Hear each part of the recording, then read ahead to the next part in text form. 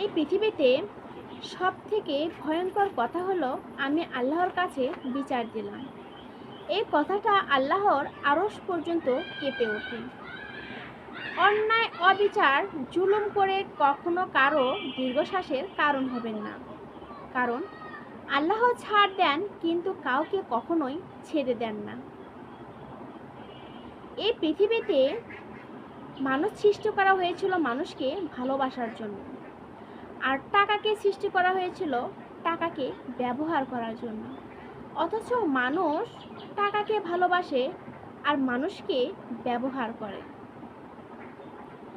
এই পৃথিবীতে সবথেকে বড় শিক্ষক হলো বিপদ। মানুষ যখন বিপদে পড়ে তখনই বুঝতে পারে এই পৃথিবীটা কত কঠিন। বিপদে পড়লে আপনজনদের মুখোশ আমাদের সামনে চলে আসে, তখনই বোঝা যায় আপনজনরা কত নিষ্ঠুর। তাই মানুষকে নয়, রবের উপর সবসময় বিশ্বাস রাখুন। আমাদের সমাজ নষ্ট হয় না মূলত মূর্খ লোকের জন্য। আমাদের সমাজ কখনোই নষ্ট হয় না। সমাজ নষ্ট হয় মূলত শিক্ষিত মানুষের অশিক্ষিত আচরণের কারণে।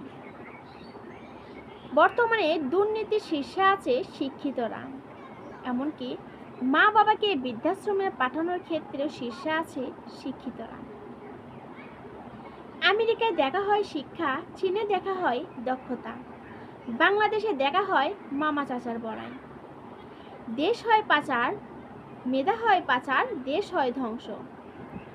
যোগ্যরা করে লড়াই, অযোগ্যরা করে মামা চাচার বড়াই।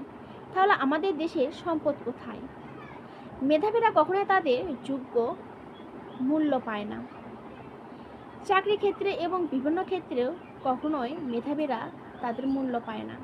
শুধু সেখানেই দেখা হয় মামা চাচার বড়াই এবং টাকা।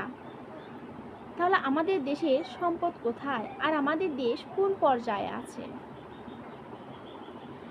একটি মধ্যবিত্ত পরিবারের সন্তানদের সবসময় একটা স্বপ্ন থাকে খুব অল্প বয়সে সফল হয়ে মা বাবার মুখে হাসি ফোটানো। অথচ দুঃখের বিষয় হলো যখনই দুঃখের পর যত সুখ আসে তখনই হয় তারা অসুস্থ হয়ে যান, না হয় এই পৃথিবী ছেড়েই চলে যান।